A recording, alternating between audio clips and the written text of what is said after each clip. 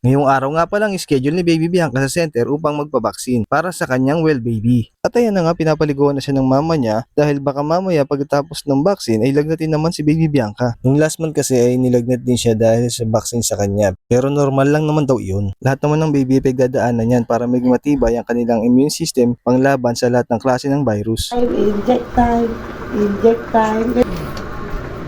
Injection ano na. Achuy, ka-cute. Ka-cute naman. May rashes na mapagayta naman tayo ng center.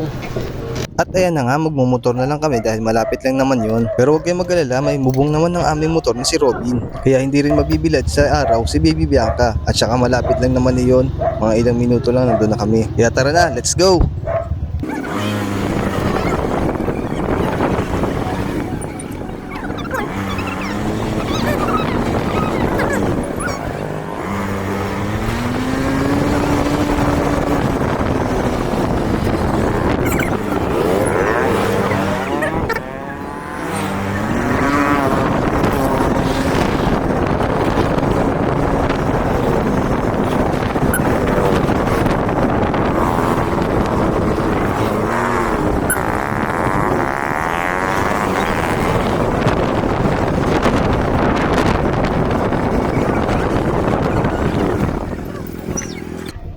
At ayan na nga, dito na kami sa RHU ng aming barangay.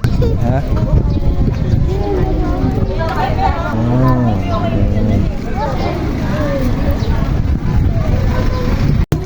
Gusto mo?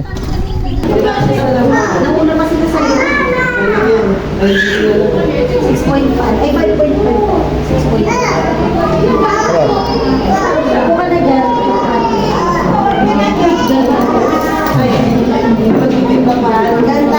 Pagka may bakante po ka na nga kasi dumating si Medina. Kanina ko pa siya tinatawag. Sige lang. At ayan na nga, late na nga kami dumating. Kaya marami ng mga nakapila. Pero syempre kailangan din namin pumila para fair naman doon sa iba na madaling araw pa lang nakapila na sila. Kaya thank you rin kay ate, kahit na late kami, hindi niya nilagay sa hulihan yung card namin. Kaya naman konti na lang si Bianca na susunod. Kaya hindi rin ganun katagal pagpila namin. At ayan na nga, sa wakas tapos na rin magpabaksin si Baby Bianca. 3 vaccine nga pala yan. Tapos na? Oo, tatlo. Marami? 3? Ay, sus! Ay, sus naman! Saan yung injection? Legs niya, oh. Yung injection niya? Papa, oh. Yun, oh. Uy, uy, uy, uy, uy, uy, God. Kinabahan ako. Tago mo na. sus! Magtarawin tayo. Uwi na. May lagat niya si Diang mamaya. Sakay na, sakay. Tara na. Sakay na, sakay na. Sakay na. Tara na. Sakay na. Tayo. Bibi. Diang, papa. Diang. Hi. Sakay tayo.